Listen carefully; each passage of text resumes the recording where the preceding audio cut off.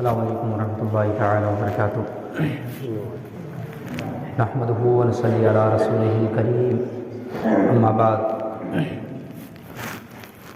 فقد قال اللہ تبارک وتعالی فی القرآن المجید والفرقان الحمید۔ اعوذ باللہ السمیع العلیم من الشیطان الرجیم، بسم اللہ الرحمن الرحیم۔ قد افلح المؤمنون الذین هم فی صلاتهم خاشعون۔ صدق اللہ و مولانا العظیم و صدق رسولہ النبی الامین المتین الکریم، ونحن علی ذلک لمن الشاہدین والشاکرین والحمد للہ رب العالمین۔ آئیے حضرات، سب سے پہلے بارگاہ رسالت میں انتہائی عقیدت و محبت کے ساتھ درود پاک کا نذرانہ عقیدت پر پیش کریں۔ پڑھے بابا صلی اللہ صلی علی سیدنا مولانا محمد مبارک وسلم، صلاۃ و سلام علیک یا رسول اللہ صلی اللہ تعالی علیہ وسلم۔ آئیے ایک مرتبہ ایمان کی تازگی کے لیے، ایمان کو تازہ کرنے کے لیے کلمہ شریف کا ورد کریں۔ پڑھے بآواز بلند لا الہ الا اللہ محمد رسول اللہ صلی اللہ تعالی علیہ وسلم۔ ایک مرتبہ اور نبی اور آل نبی پر دل لگا کر خوب جھوم جھوم کر گنبد خضرا کو نظروں میں بسا کر درود پاک پڑھیں۔ صلی اللہ علیہ نبی الامی والہ صلی اللہ تعالی علیہ وسلم، صلاۃ و سلام علیک یا رسول اللہ صلی اللہ تعالی علیہ وسلم۔ حضرات، آج رجب المرجب کی 16 تاریخ ہو چکی ہے، اور یہ مہینہ چونکہ بڑا بابرکت مہینہ ہے، اللہ تعالیٰ قرآن مجید فرقان حمید میں ارشاد فرماتا ہے، قد افلح المؤمنون الذین هم فی صلاتهم خاشعون۔ کامیاب ہوئے وہ لوگ۔ کون کامیاب ہوئے؟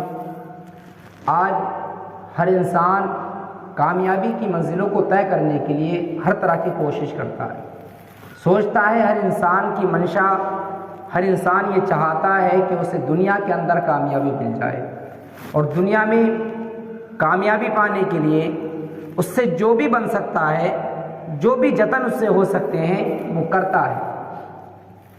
لیکن عزیزان گرامی، ہم غور کریں کہ آج ہمارے معاشرے کے اندر اس قدر کمیاں موجود ہیں، اس قدر کمیاں موجود ہیں کہ جن کی وجہ سے آج ہمارے معاشرے پر دن بدن ایک نہ ایک مصیبت آتی رہتی ہے۔ ہاں، انسان کے اندر جب وہ کمیاں موجود ہیں تو پھر وہ طرح طرح کی بیماریوں کا شکار ہونے لگتا ہے۔ سب سے بڑی کمی اور سب سے بڑی جو ہمارے معاشرے کے اندر کمی ہے، وہ ہے نماز کا چھوڑ دینا، نماز کی اہمیت کا اپنی نظروں میں کم کر لینا۔ ہم اور آپ دیکھیں، ہر انسان جانتا ہے کہ ہمیں دنیا کے اندر بھیجا گیا، ہر انسان جانتا ہے نماز ضروری ہے، ہر انسان جانتا ہے کہ 5 وقت نماز پڑھنا ضروری ہے، نہیں پڑھیں گے گناہ گار ہوں گے۔ لیکن پھر بھی ہم دیکھتے ہیں کہ سب کچھ معلوم ہونے کے باوجود بھی ہماری کمیاں، کہ دیکھیں کہ پہلے کے دور میں نہ اتنا علم تھا، نہ اتنی نصیحت کرنے والے موجود تھے، پہلے کے دور میں نہ اتنے مسلمان تھے۔ آج تو دیکھا جائے دن بدن نہ جانے کتنی نصیحتیں ہم سنتے ہیں۔ دیکھا جائے آج کے دور میں گاؤں گاؤں میں نہ جانے کتنے عالم اور حفاظ موجود ہیں۔ دیکھا جائے کہ آج بستیوں میں کروڑوں کروڑوں اور لاکھوں لاکھوں مسلمانوں کی آبادی ہے، لیکن اگر مسجدوں میں نظر ڈالی جائے تو وہی چنیدہ چنیدہ گنتی کے چند لوگ نظر آتے ہیں۔ کتنی بڑی کمی ہے۔ نماز جو اہمیت ہے، جو کلمے کے بعد اسلام کی جو 5 رکن بیان کیے گئے، آج تو ہم ایسے بھی مسلمان ہیں کہ ہمیں اپنے اسلام کے بارے میں پتہ نہیں ہے کہ اسلام کی بنیاد کتنی چیزوں پر رکھی گئی ہے۔ نہ جانے کتنے ایسے مسلمان ہیں۔ غور بھی تو کریں کہ اگر کسی سے پوچھا جائے کہ بھائی بتاؤ اسلام کی بنیاد کتنی چیزوں پہ رکھی گئی ہے، تو نہ جانے کتنے ایسے مسلمان ہوں گے کہ انہیں یہ بھی پتہ نہیں ہے کہ اسلام میں یہ باتیں بہت ضروری ہیں۔ اسلام کی بنیاد ان چیزوں پر رکھی گئی۔ اسلام کی بنیاد 5 چیزوں پر رکھی گئی ہے۔ کتنی چیزوں پر؟ 5 چیزوں پر رکھی گئی۔ نمبر 1 کلمہ۔ نمبر 1 کلمہ۔ سب سے پہلے تو مین چیز یہی آتی ہے کہ انسان کلمہ پڑھے۔ جب کلمہ پڑھ لیا تو وہ مسلمان ہو گیا۔ اب اس کے بعد دیکھتے ہیں کہ دوسری چیز جو اسلام کے رکنوں میں سے ہے، جو ضروری قرار دی جاتی ہے، وہ ہے کلمے کے بعد نماز. بتائیے کلمہ پڑھنے کے بعد سب سے پہلی چیز انسان پر جو آتی ہے وہ نماز ہے. اس کے بعد تیسرے نمبر پر روزہ، زکوٰۃ اور حج. یہ 5 رکن ہیں کہ جن کی بنیاد اسلام کی بنیاد ان پر رکھی گئی ہے کہ اگر کوئی مسلمان ہے کلمہ پڑھ لیا ہے تو ضروری ہے کہ اول نماز بھی پڑھے، اور نماز پڑھے پھر اس پر ضروری بھی یہ ہے کہ جب وہ ماہ رمضان کا مہینہ پائے تو روزہ بھی رکھے. اگر مال اللہ نے اس کو دیا ہے تو زکوٰۃ بھی ادا کرے، اور اگر اتنا مال دیا ہے کہ استطاعت رکھتا ہے تو اس کو اجازت دی کہ وہ حج بھی کرے، اس پر ضروری ہے کہ وہ حج کرے. اسلام ان چیزوں پر رکھا گیا. تو آج ہم دیکھتے ہیں کہ آج ہماری نظروں سے یہ اہمیت کم ہوتی جا رہی ہے. نماز ہماری مسجد ویران. اور ہم غور بھی تو کریں کہ اللہ تعالیٰ حضور پیارے آقا صلی اللہ تعالی علیہ وسلم ارشاد فرماتے ہیں قیامت کا دن ہوگا. قیامت کے دن زمین کو جب برابر کر دیا جائے گا. یہ زمین آج جو ہموار نہیں ہوتی ہے، اونچی نیچی ہوتی ہے، لیکن زمین جو قیامت کی زمین ہوگی، حشر کا میدان ہوگا، ایسی زمین پر لوگ جمع کیے جائیں گے کہ وہ زمین بالکل لیول، بالکل یکساں ہوگی، کہیں پر اس کے اندر اونچ نیچ نہیں ہو سکتی. اس زمین پر جب لوگوں کو اٹھایا جائے گا، لوگ اپنی اپنی قبروں سے اٹھ کر اس زمین پر آئیں گے، تو حضور فرماتے ہیں کہ زمین ان کو جکڑ لے گی، زمین ان کو جکڑ لے گی، اور پھر اس کے بعد اس وقت تک زمین سے وہ ہرگز نہیں ہٹ سکتے ہیں جب تک اللہ کی بارگاہ میں وہ 5 سوالوں کا جواب نہ دے سکیں گے. اللہ 5 سوالوں کے جواب جب تک ہر ایک بندے سے پوچھ نہ لیے جائے گا، اللہ تعالیٰ اس بندے کو اور زمین کو یہ حکم نہیں دے گا کہ وہ اس کے پیروں کو زمین چھوڑ سکے. اور کسی میں اتنی ہمت بھی نہیں ہوگی وہاں پر کہ انسان اپنے پیر کو ادھر سے ادھر ہلا سکے. اللہ.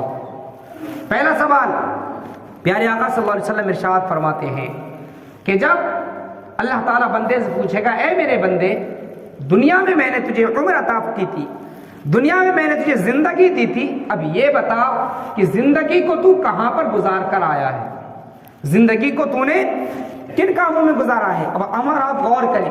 آج تو ہم نمازوں کو چھوڑنے کے لیے یعنی کس طرح کے بہانے کرتے ہیں.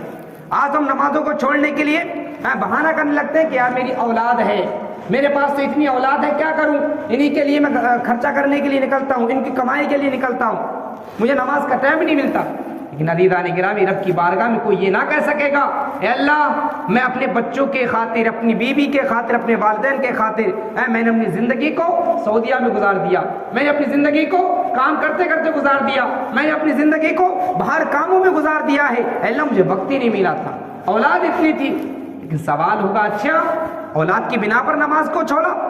ذرا بتاؤ کتنی اولاد تھی تمہاری، کتنی اولاد ہوتی ہے آج کے دور میں؟ آج تو لوگ یہ کہتے ہیں ہم تو 2 سے زیادہ کرنے کی کوشش بھی نہیں کرتے ہیں لوگ. زیادہ سے زیادہ 5 بچے ہیں، 6 بچے ہیں، زیادہ سے زیادہ 10 بچے ہیں، اس سے زیادہ کسی کی اولاد نہیں ہوتی. اللہ اگر پوچھے گا بچے بندے بتا تیری کتنی اولاد تھی، بندہ کہے گا اللہ بس 5 بچے تھے، 10 بچے تھے، کسی کے 7 بچے تھے، اللہ ان کے خاطر میں پیٹ کے لیے ان کی خاطر اور ان کے خرچے کے لیے میں جاتا تھا، صبح سے جاتا تھا، شام میں آتا تھا، وقت نہیں ملتا تھا. اللہ فرمائے گا اچھا تیرے 7 بچے تھے، تیرے 5 بچے تھے، تو 5 وقت کی نماز کو ادا نہ کر سکا. اور میرے عبد القادر کو دیکھو، غوث اعظم کو دیکھو، ان کے 49 یا 50 بچے تھے، اور آپ بتائیں کہ ان کی ایک وقت کی نماز بھی قضا ہوئی ہو. اللہ بتائیں ایسے بھی لوگ ہیں. اللہ فرمائے گا بتاؤ میرے عبد القادر سے زیادہ تمہاری اولاد تھی؟ بندہ کہے گا عرض کرے گا اے میرے پروردگار عالم نہیں، ان سے زیادہ تو اولاد نہیں تھی. پھر تیرے پاس کیا عذر ہے؟ یہ عذر ہرگز نہیں ہو سکتا ہے کہ ہماری اولاد تھی. کہاں گزاری عمر؟ اللہ پوچھے گا بندے زندگی تھی کہاں گزار کر آیا؟ دوسرا سوال اللہ فرمائے گا اے میرے بندے میں نے تجھے جوانی عطا کی تھی، میں نے تجھے جوانی عطا کی تھی، یہ جوانی کو تو نے کہاں کھپا کر آیا ہے؟ یہ جوانی تو نے کہاں گزار کر آیا ہے؟ جوانی کن کاموں میں گزاری ہے؟ غور بھی تو کریں. آج جوان، ہم نوجوان ہیں، جب بچہ بالغ ہوتا ہے، بالغ ہونے سے 40 یا 45 سال تک کا جو دور ہوتا ہے جوانی کا دور ہوتا ہے. اس وقت میں جو طاقت ہوتی ہے وہ بڑھاپے میں بھی نہیں ہوتی نا، بچپنے میں ہوا کرتی ہے. اللہ فرمائے گا بندے یہ جوانی میں نے تجھے عطا کی تھی، اس کو کہاں گزار کر آیا؟ آج تو ہمارے نوجوانوں کا حال یہ ہے. ہمارے نوجوان کیا کہتے ہیں؟ جوانی ہے، 2 دن کی جوانی ہے، اس کو یوں ہی گزار لیا جائے. جوانی ملی ہے کھیلنے کودنے کے لیے، جوانی ملی ہے. آج ہمارے معاشرے کا ماحول یہ ہے کہ ہمارے نوجوانوں کی سوچ یہ ہے کہ آنکھ کھلی، جوان ہوئے ٹک ٹاک میں لگ گئے، جوان ہوئے موبائلوں میں لگ گئے، جوان ہوئے یوٹیوب میں لگ گئے، جوان ہوئے فیس بک میں لگ گئے، جوان ہوئے انسٹاگرام میں لگ گئے. نہ جانے ہم اس معاملے میں پھنس گئے. اور لوگ سوچتے ہیں کہ جوانی ہے، چند دن کی جوانی ہے، کیا کرنا ہے، جتنی موج کر سکتے ہیں. لیکن میرے عزیزان گرامی، یہ جوانی اللہ تعالیٰ نے کس لیے دی ہے؟ اس لیے نہیں دیتی ہے جوانی کہ انسان اپنی جوانی کو غلط کاموں میں لگائے. اللہ نے یہ جوانی، حضرت شیخ سعدی رحمۃ اللہ تعالی علیہ آپ بیان فرماتے ہیں کہ جوانی کے عالم میں عبادت کرنا اور توبہ کر لینا، اور توبہ کی کیا ہے؟ توبہ کی انسان کو توفیق مل جانا جوانی کے عالم میں. آپ بیان فرماتے ہیں کہ یہ پیغمبرانہ صفت ہے، پیغمبروں کی عادت ہے کہ جوانی میں زیادہ تر وہ لوگ عبادت دیں. حالانکہ وہ تو پوری زندگی عبادت کرتے تھے. نیک لوگوں کا یہ طریقہ ہے کہ وہ جوانی میں عبادت کرتے ہیں. اور آپ فرماتے ہیں کہ شیخ سعدی کہ بڑھاپے میں تو ظالم سے ظالم بھیڑیا بھی کیا ہوتا ہے، وہ پرہیزگار بن جاتا ہے. اور حقیقت بات ہے، مین مسئلہ تو جوانی کا ہے کہ ہماری جوانی جو اللہ نے ہمیں طاقت دی ہے کس لیے دی ہے؟ یہ غلط کاموں میں کرنے کے لیے ہے ہمیں غلط. لیکن دیکھیے ایک نوجوان جب اللہ کی عبادت کرتا ہے، اپنی جوانی کو رب کی عبادت میں لگاتا ہے، تو حضور فرماتے ہیں کتنا بڑا انعام اسے اللہ تعالیٰ فرمائے گا. حضور فرماتے ہیں کہ ایک جوان جب اپنی جوانی کو اللہ کی عبادت میں گزار کر اللہ کی بارگاہ میں جائے گا تو اللہ تعالیٰ قیامت کے دن جہاں کوئی بھی سایہ نصیب نہیں ہوگا کسی کو، یہ سورج سوا نیزے پر ہوگا، زمین تانبے کی ہوگی. آج جو فرش پر اگر اب تیزی کی گرمی ہونے والی ہے، عالم یہ ہوگا کہ انسان دھوپ میں نکلنے کو پسند نہیں کرے گا. پتھر پر سخت سورج کی کرنیں پڑے تو ہم سے پتھر پر ننگے پیر نہیں چلا جاتا ہے، کتنی تیزی کے ساتھ اس کی تپش پڑتی ہے. لیکن بتائیں آج سورج کتنی دوری پر ہے؟ بہت میل دوری پر ہے. حالانکہ اس کے بارے میں آتا ہے کہ یہ سورج کی پیٹھ ہماری جانب ہے، کوسوں دور ہے، پیٹھ ہماری جانب ہے. قیامت کا دن کیا عالم ہوگا اس کا؟ کہتے ہیں کہ یہ قیامت کے دن سوا نیزے پر ہوگا، سر کے سوا نیزے پر کتنی پاس میں. اور کہتے ہیں کہ ابھی تو پیٹھ ہے. قیامت کے دن جب یہ سورج سیدھا کر دیا جائے گا، پوری گرمی کے ساتھ کیا ہے اپنی روشنی کو یہ پھینک رہا ہوگا. حضور فرماتے ہیں کہ وہ نوجوان جو اپنی جوانی کو اللہ کی عبادت میں گزار کر جاتا ہے، اللہ تعالیٰ اس دن جس دن کوئی سایہ نہیں ہوگا، اللہ تعالیٰ اس نوجوان کو اپنے عرش کا سایہ نصیب فرمائے گا. سبحان اللہ، کتنا بڑا انعام ہے. لیکن نہیں، ہماری سوچ کیا بن گئی؟ ہم دیکھتے ہیں بھائی جوانی اللہ نے عبادت دی ہے، انسان غور بھی تو کرے. وما خلقت الجن والانس الا لیعبدون، ہر چیز کا حل قرآن میں موجود ہے. ہم دیکھیں بھی تو صحیح کہ مقصد ہے دنیا میں آنے کا. ہمارا معاملہ کیا ہے؟ صبح اٹھے، اب فکر ہم کیا کرتے ہیں؟ بھی جانا ہے کام کے لیے، شام کو آئے فکر ہے کھانا ہے، سو گئے، پھر اٹھے.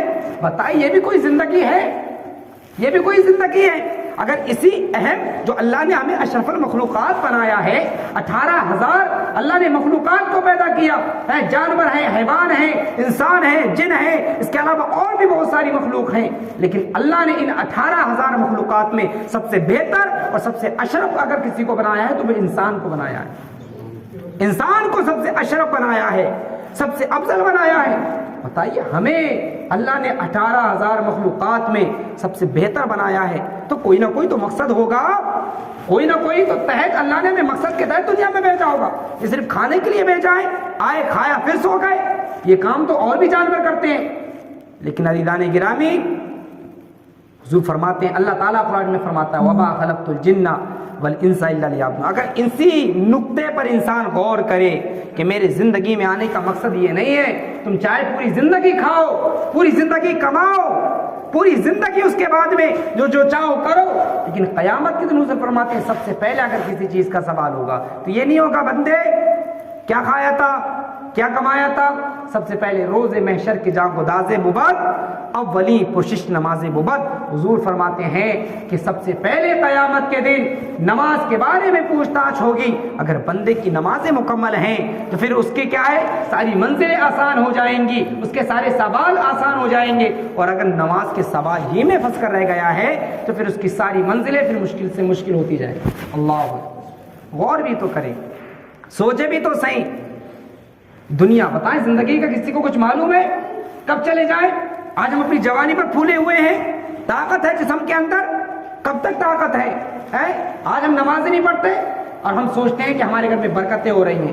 ہمارے گھر میں جب انسان کا رشتہ, آج ہم جو پریشان ہیں مسجدوں میں آنے کے باوجود بھی 8 دن میں ہم مسجدیں آتے ہیں اور اس کے بعد بھی ہمارا دل بے چین رہتا ہے, نماز پڑھ کر سکون نہیں ملتا. کیوں؟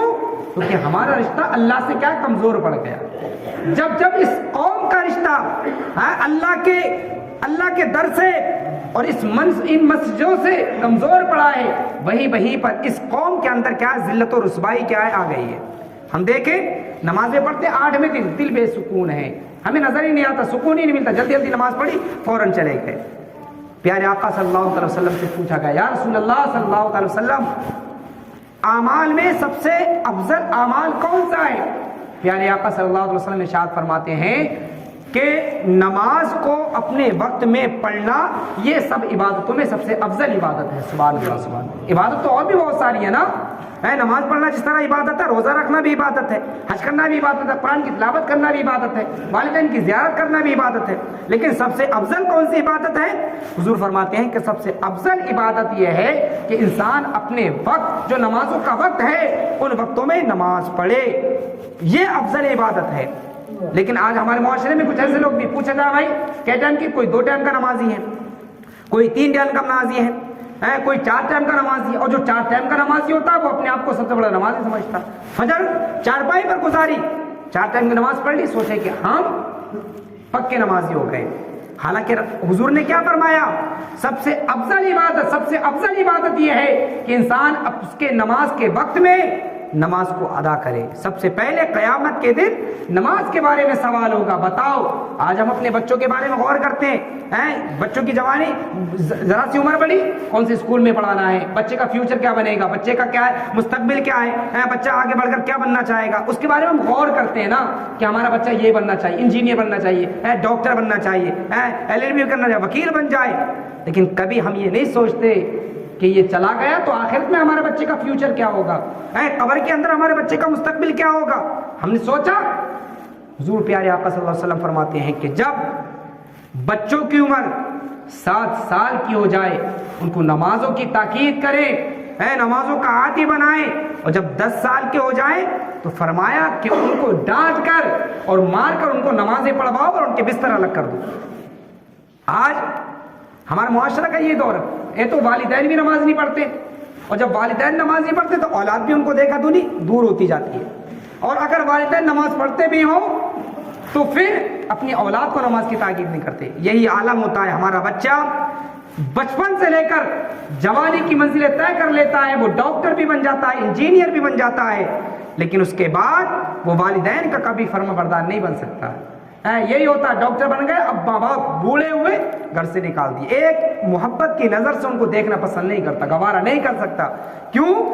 کیونکہ آج ہم نے بچپن میں ان کو ہم نے کیا رب کا فرما بردار نہیں بنایا تھا. اگر ہم بچپن ہی سے اپنے بچوں کی تربیت کریں, ان کو رب کا فرما بردار بنائیں, تو اللہ تعالیٰ جوانی کے عالم میں بھی اس بچے کو والدین کے اتنا ایسا فرما بردار بنائے گا کہ اس نے بچپن میں رب کی فرما برداری کی تھی تو یہ جوانی میں اپنے والدین کی فرما برداری کرے گا. میرے عزیزو غور کریں, یہ دنیا چند دن کی دنیا ہے. یہ بعض و نصیحت, آج یہی معاملہ ہے نا, امام صاحب کا کام ہی یہی ہے کہ سمجھانا. لیکن میرے عزیزو یہ حقیقت ہے, موت یہ حقیقت ہے. دنیا سے ہر انسان کو جانا ہے. سوچا کریں قبرستان جانے کے لیے کیوں کہا گیا؟ حضور نے فرمایا کنت نہیتکم عن زیارت القبور, میں نے تمہیں قبروں کی زیارت سے منع کیا تھا, فزوروا, پھر فرمایا جاؤ زیارت کرو. اس کے تحت کیوں؟ تاکہ وہاں جا کر غور کرو, قبروں کو دیکھو کہ میرے جیسے اس میں بھی آئے ہوئے ہیں, مٹی کے نیچے دبے ہوئے ہیں, کیا حقیقت ہے, نہ جانے کیا ان کے اوپر بیت رہی ہے. انسان کی زندگی کا کچھ بھی بھروسہ نہیں. میرے عزیزو جتنی انسان رب کی عبادت کرے گا, اللہ تعالیٰ سے جتنا مضبوط انسان کا رشتہ ہوگا, انسان کی زندگی میں اسی قدر سکون ہوگا. آپ ہر انسان جانتا ہے, سمجھتا ہے کہ رب نے ہمیں زندگی دی ہے, اپنی عبادت کے لیے دی ہے. نظر و نیاز بھی ایک الگ چیز ہے, لیکن آج ہم نظر و نیاز پہ پھنس کر رہ گئے ہیں. اصل چیز مسئلہ نماز کا ہے, اس میں ہم کیا سب سے پیچھے نظر آتے ہیں. نماز کو ہلکا جانتے ہیں، اور یہ نماز کو ہلکے جاننے کی بجائے، حالانکہ شریعت کا ایک مسئلہ ہے جو نماز ضروریات دین کو ہلکا جانے، اور ضروریات دین کیا؟ یہ 5 چیزیں، کلمہ، نماز، روزہ، حج، زکوٰۃ، یہ 5 چیزیں ہیں ضروریات دین، اور شریعت کا مسئلہ ہے کہ اگر ان میں سے کسی نے کسی کو بھی ہلکا جانا تو گویا کہ اس کا ایمان خطرے میں پڑ گیا۔ بتائیں، سب سے مین چیز تو ایمان ہے نا، ایمان ہے تو سب کچھ ہے، اور ایمان ہی نہیں تو کچھ بھی نہیں۔ آج ہم اذان کی آواز آئی، ہم چار پائیوں پر پڑے رہے، کیوں نہیں آئے؟ کیونکہ ہم نے نماز کو ہلکا جانا کو سمجھا ہی نہیں۔ چوراہے پر کھڑے تھے، میدانوں میں کھیل رہے تھے، اذانوں کی آواز آئی، ہم مسجدوں میں نہیں آئے، کیوں؟ ہم نے نماز کو ہلکا جانا۔ اور شریعت کیا کہتی ہے کہ اگر کسی نے ان چیزوں کو ہلکا جانا تو اس کا ایمان بھی خطرہ پڑ جائے گا۔ میرے عزیزوں، نوجوان ساتھیوں، یہ جوانی اللہ نے ہمیں دی ہے، یہ زندگی اللہ نے ہمیں دی ہے، کم سے کم اسی کی عبادت میں گزاریں، آخرت کے بارے میں غور کریں، خدا را سوچا کریں کہ ایک دن جانا ہے۔ یہ دنیا میں تو کیا انسان بھوکا بھی رہ لے گا، پھٹے پرانے کپڑے بھی پہن لے گا، آج تو سب کچھ ہمارے پاس آسائش موجود ہے۔ پہلے کے لوگ ایسے تھے کہ ایک گورنر بھی ہیں، وزیر ہیں ایک ایک شعبے کے، لیکن زندگی ایسے گزارتے تھے کہ ایک لباس کے علاوہ کوئی دوسرا لباس نہیں ہوتا تھا۔ حضرت عمر فاروق اعظم کے دور میں، لاسٹ بات، حضرت عمر فاروق اعظم کے دور میں انہوں نے ایک گورنر بنایا تھا، حضرت سعید بن عامر کو، حمص کا گورنر ہے، وزیر ہے، شعبے کے پورے بادشاہ ہیں، لیکن دیکھیے لوگوں نے شکایت کی، حضور ان کی 4 شکایتیں ہیں۔ ایک شکایت ان میں سے یہ بھی تھی کہ حضور یہ 1 مہینے میں ہم سے ملتے نہیں ہیں۔ حضرت عمر فاروق اعظم آئے، کہا کیا معاملہ ہے؟ یہ شکایت کر رہے ہیں تمہاری قوم، تمہارے کہتے ہیں کہ مہینے میں ملتے نہیں ہیں، کیا معاملہ ہے 1 مہینے میں 1 بار نہیں ملتے؟ کہا حضور 2 یا 2.5 سال ہو گئے ہیں جب سے آپ نے مجھے گورنر بنایا ہے، میں مدینے سے جب آیا تھا تو اپنے ساتھ ایک لنگی اور ایک قمیص وہی لایا تھا جو میرے بدن پر تھی، اور میرے پاس اس وقت سے لے کر میں نے کوئی اور کپڑا نہیں خریدا ہے۔ اس کے بعد مہینے میں میں 1 دن ان کپڑوں کو دھو کر اپنے اس گھر میں گزارتا ہوں، پہلے کرتے کو دھو کر کیا ہے اس کو سکھا کر پھر اس کو پہنتا ہوں، پھر اپنی لنگی کو دھو کر اس کو سکھا کر اس کو پہنتا ہوں، اس لیے میں اس کی وجہ سے گھر سے باہر نہیں نکل سکتا ہوں، لوگوں سے ملاقات نہیں کر سکتا ہوں۔ بتائیں، وہ لوگ بھی تھے صرف ایک چیز، ایک کپڑا ہے پہننے کے لیے، کھانے کے لیے پتے ہیں، کچھ بھی نہیں ہے، لیکن پھر بھی رب کی بارگاہ میں اپنے سروں کو جھکاتے ہیں۔ ہمارے پاس تو خدا کا شکر ہے نا، سب کچھ ہے بھائی، سب کچھ ہے، پہلے اتنا نہیں تھا۔ میرے عزیزوں، اگر ہم چاہتے ہیں کہ ہماری آخرت سنبھلے، ہماری اولادیں اچھے فیوچر میں جائیں، آخرت میں جا کر ہم سے سوال نہ ہو اس بارے میں، تو ہمیں چاہیے رب کی عبادت میں اپنے آپ کو گزاریں، ان مسجدوں کو آباد کریں۔ اگر آج ہم ان مسجدوں کو آباد کریں گے تو کل انشاءاللہ اللہ تعالیٰ ہمارے گھروں کو آباد کرے گا، ہمارے گھروں میں سکون پیدا فرمائے گا۔ اللہ تعالیٰ ہم تمام کو عمل کی توفیق عطا فرمائے۔ وآخر دعوانا الحمدللہ رب العالمین۔ السلام علیکم۔